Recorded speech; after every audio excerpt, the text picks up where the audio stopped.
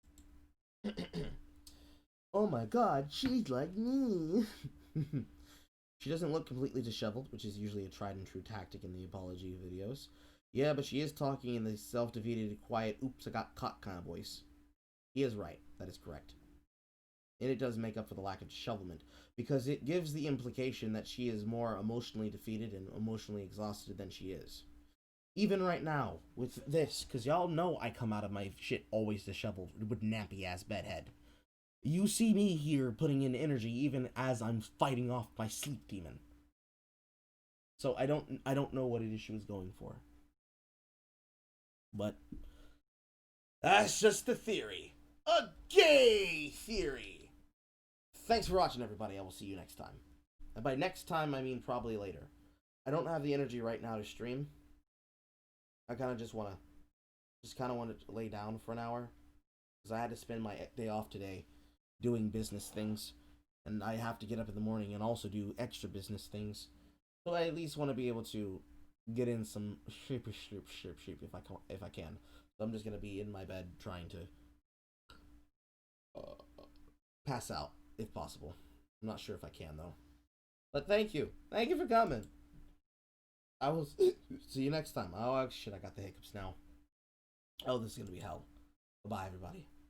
Goodbye. Bon nuit. Bonjour. Bon après-midi. And bon nuit to you all. And goodbye. And fuck right. Goodbye.